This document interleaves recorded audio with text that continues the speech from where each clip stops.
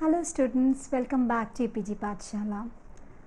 Now almost we are reaching at the end of our Women Studies paper, and before we start our topic, which is on women and civil society, I want to just reintroduce myself. I'm Shaini Das, assistant professor, and I have just brought many of the topics before, so also you have just went through some other presenters topics, and I hope that you enjoyed all the topics very much, as well as you learn to apply the knowledge that you have gained from the topics, because women's studies is a very applicable subject, and your knowledge and skills are more important, because only by knowledge and skills you can make change, bring gender equality and women empowerment. Now let us get back to our topic of today, which is called women and civil society.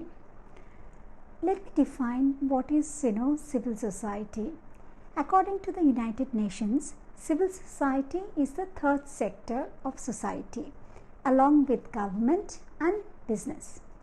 It comprises civil society organizations and non-governmental organizations.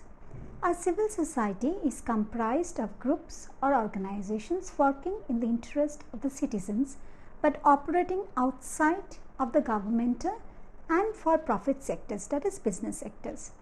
Organizations and institutions that make up civil society include labor unions, non-profit organizations, villages and other service agencies that provide an important service to society without or with very little in return. Civil society is sometimes referred to as the civil sector, a term that is used to differentiate it from other sectors that comprise the functioning of a society. For example, the three sectors of society that we know present in our society are the public sector, which is the government and its branches. Second, the private sector, which includes businesses and corporations. And third, the civil sector, which includes the organizations that act in the public's interest but are not motivated by private profit making or government public activities. Since women members of the society are primarily engaged in the unorganized and non-profit sector, civil society is the best representation of their struggles for rights and collective voice, capability and strength. Therefore, women and civil society are very connected. Women's roles and participation in civil society. Therefore, women's role and participation in civil society is a major achievement, an achievement that initiated and gave thrust to women's movement against patriarchal domination and subjugation towards gender justice based on equality and equity principles and women empowerment as human capital and agency. So civil society, in fact, been really argued and debated among academicians. Numerous academics and practitioners of civil society have offered definitions for civil society based on their research and experiences. The most commonly used definition was created by Civicus, which conceives of civil society as the arena outside the family, the state and the market, which is created by individual and collective actions, organizations and institutions to advance shared interest. This definition has been widely accepted in different platforms, since the definition represents civil society in its ongoing evolution, growing problems and diversity of identities. A proposed definition that captures its current form is an ecosystem of organized and organic social and cultural relations existing in the space between the state, business and family, which builds on indigenous and external knowledge, values, traditions and principles to foster collaboration. Also, the achievement of specific goals by and among citizens and other stakeholders. Stakeholders are those who are beneficiaries of civil society actions. Civil society within this context comprises qualities associated with goals, relationships, contextual experiences, values and informal and formal structures. In recent times, the different typologies of civil society are given as below. 1. Civil society organizations or CSOs comprise faith-based organizations or religious organizations and community-based organizations that have an organized structure and mission and are typically registered entities and groups. Civil society organizations can also be non-governmental organizations. Non-governmental organizations provide assistance to people for little or no fee. NGOs fall into the category of civil society because they are not operated by the government, are very often reliant on donations from the government or international agencies, and tend to be comprised of volunteers who do not wait for the payment or daily wages or salary. Another example of civil society at work is civic groups, such as the clubs, associations, networks, like we know many of the times Rotary Club. These clubs are also part of the civic society organizations. Online groups and activities including social media communities that can be organized but do not necessarily have physical, legal or financial structures. Especially in the modern digital economy, social media plays an important role as a civic society organization. Social movements or collective action and or identity which can be online or physical in existence are also part of the civil society organization. Labor unions, labor organizations representing workers and their needs and interests. Social entrepreneurs employing innovative and or market-oriented approaches for socially and environmentally responsible outcomes are also part of the civic society organization. Family may also be considered as a civil society group as it voluntarily contributes to well-being without expectation of any return. So in this definition, we can understand that civil society is not just the only or one typical type, but it is represented in a various and diverse way of life. These organizations are structures on its own and they have different actions and formations. Let us now look into emergence of civil society in India. How civil society emerged in India. Civil society in India emerged in the era of Indian National Congress leadership in freedom struggle to create a nation state in the post-colonial period of democratic functioning and establishment of a welfare state in order to create an Indian model of development which is based on equality of all citizens irrespective of caste, class, ethnicity, religion, gender and other socio-cultural, economic, political, subaltern divisions. Another reason for the emergence of civil society in post-colonial India was a direct response to 1960s drought and famine and 1975's national emergency during the political regime of Prime Minister Indira Gandhi. This led to mass alienation from the authoritarian state. This national crisis gave birth to the emergence of voluntary organizations aimed to protect the civil liberties of citizens. Social movements emerged as organized civil society shaped up in different forms to protect different identities of the people, resolve their different issues, safeguard their different needs and interests of the diversity of Indian populations. These movements historically represented social reform movements, women's emancipation, feminist activism, grassroots environmental and livelihoods protection, alternative income generation, right to education and information, cleanliness and saving culture in the contemporary society. These social movements marked the turning point to situate non-governmental or voluntary organizations in macro level policy making in a democratic Indian society. Before civil society, it was recognized only the government makes the policy, but after the emergence of the civil society, even they have been included as a part of the policy making because of their grassroots representation. Post-colonial India witnessed the emergence of a wide range of NGOs, including those that emerged to remove the chronic levels of poverty that had resulted in the famine and drought of the mid-1960s in India.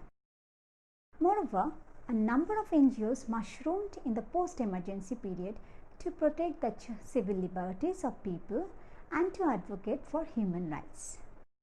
In this section, we will look into the growth trajectory of NGOs in post-colonial India and then move to the emergence of voluntary organizations that rose as a direct result of people's distrust of the state in the post-emergency period, leading many to form associations to protect civil liberties and human rights. While many NGOs, the government and policymakers in the 1960s and 70s worked together to achieve the basic needs of the poor. But during the 1970s and 1980s, the era saw the emergence of the mantra of participatory development amongst development planners. That means the development that is participated by the stakeholders or the beneficiaries. The reasons behind this were the large-scale dissatisfaction with centrally planned development strategies. This failed to reach the intended beneficiaries, firstly due to the excessive emphasis on the creating large industries that was characteristic of the initial first and second 5-year plans, and then the failure of the trickle-down theory, which led to the realization that development below had greater chances of being connected with people's needs and realities. This is what there was a shift of development paradigm from top-bottom approach to bottom-up approach. During this period, there was an increase in the interaction of NGOs with international funding agencies, like who started dictating the course of India's development within the new socio-political climate in the globalized world. International agencies such as the United Nations Development Programme and the World Bank, which initially worked with the government and its agencies, have extended funding, partnership and collaboration with NGOs for successful project implementation. Indian citizens have been subject to not only poor centralized planning but also corrupt leadership and bad governance, resulting widespread and endemic violation of human rights and basic needs for survival. Decentralized NGOs are expected by these international and multilateral organizations to play a larger role by transforming realities in remote corners of the country where government could not reach. The post-liberalization phase synergized market-based economic reforms with the notion of good governance, that is governance characterized by transparent, accountable and participatory decision making. At this juncture, increasing roles were shifted from governmental actions to civil society organizations. Example, development and right-based NGOs started cropping up as per international funding agencies' perceptions that these NGOs are more efficient, capable, committed and accountable than the autonomous and all-powerful state machineries. Indian society is heterogeneous and diversity of culture, religion, ethnicity, and therefore this plural diversity marked by a wide variety of ethnic, religious, regional and linguistic groups.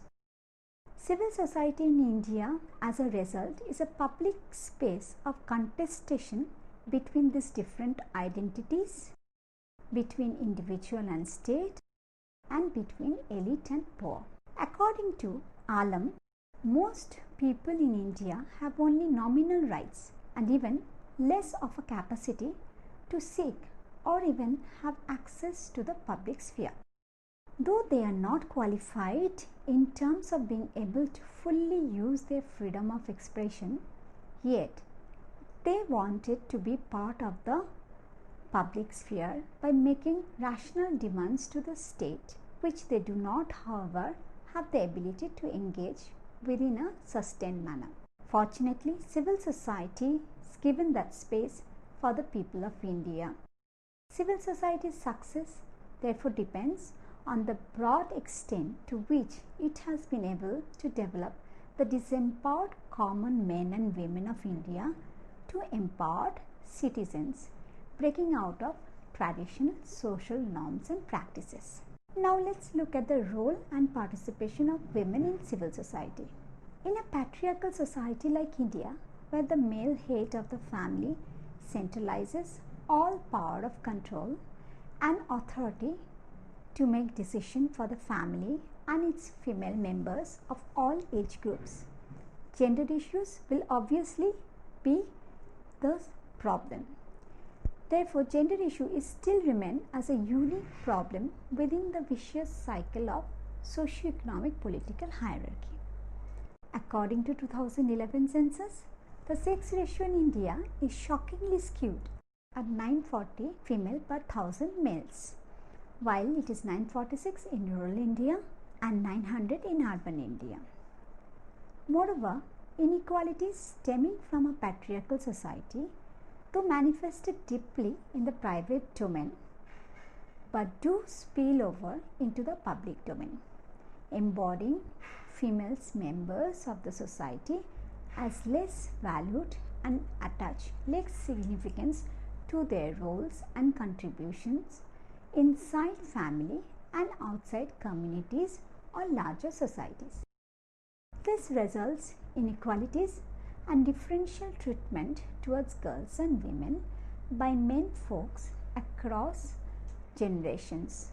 This differential treatment across generations have created intensive and extensive problems for women in India today, like sex ratio, lack of education, dowry, child marriage, child trafficking, rape, exploitation, wage gaps, compensations, poverty, poor health and sanitation, violence against women, and many other latent infestations.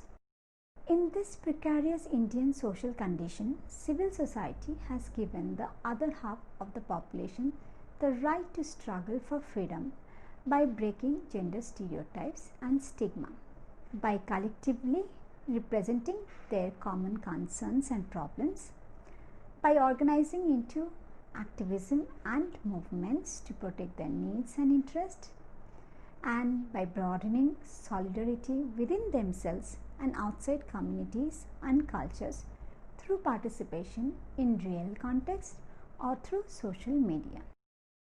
Livelihood movement like Narmada Bachao Andolan and Chipko movement, domestic violence movements like anti-Arab movement, women's representation like Uniform Civil Code and the reservation of seats for women in parliament and state legislatures, alternative income and microcredit generation like entrepreneurship and self-employment have been possible only through women's collectives under civil society organizations like community-based organizations and self-help groups. So in present context, NGOs, community-based organizations or CBOs, and self-help groups or SHGs are the main paramount facilitator of women and civil society engagement. Although both the state and the voluntary organizations have not worked sufficiently enough to sensitize citizens about the importance of protecting the girl child and empowering women. Therefore, India still has a wide gender gap. As far as the state is concerned, it is due to political patriarchy that rules in the center or in the state, which safeguards the interest of the Indian men and do not want to disrupt or challenge the traditional social conditions by giving privileges to women citizens. Why? Because of the fear of losing mass vote bank, which is men but not women. Therefore, Indian governmental schemes are tokenistic in approach to women's development than an integrative approach towards gender development. As per voluntary organizations are concerned, it is partly due to their financial dependence on international funding agencies and their preferred choice of development in India in midst of world trade politics.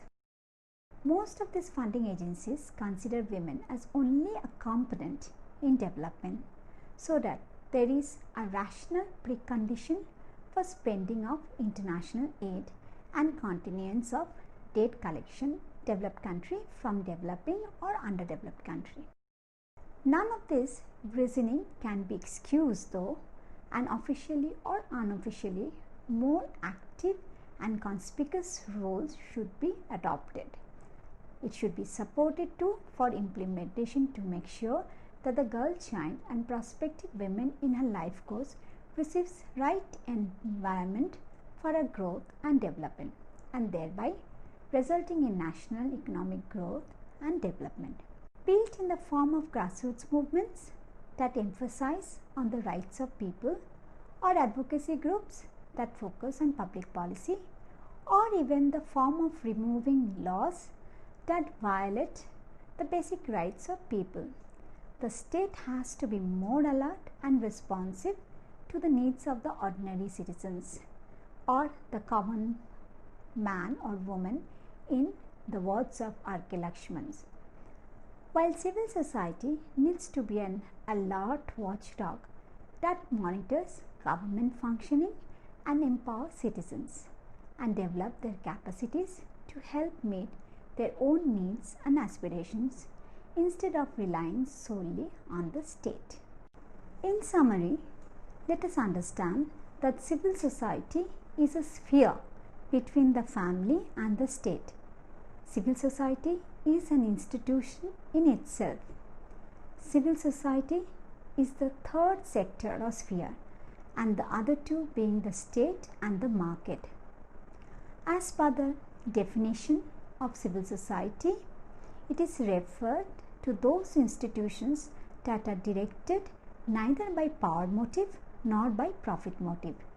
It is a space which is predominantly guided by the common good of the society, and that is motivated by service and well-being of the other. How civil society can lead to women empowerment is what women empowerment defines as. It is not about the getting educated, it is not about finding a job, it is not about challenging patriarchy or becoming economically independent. It is most importantly to pursue what a woman wishes in her life, separate from her family and as an individual. This socio-economic and politically together leads to women empowerment. The life stories of many Indian girls and women show their incredible courage and how they lead a dignified life in the face of patriarchal control and cultural stigma. Therefore, women and civil society are integrated together because civil society needs stakeholders who women are, and women need civil society as a support mechanism. Hope you understood the topic, and you will be also part of organic civil society to bring change. Thank you.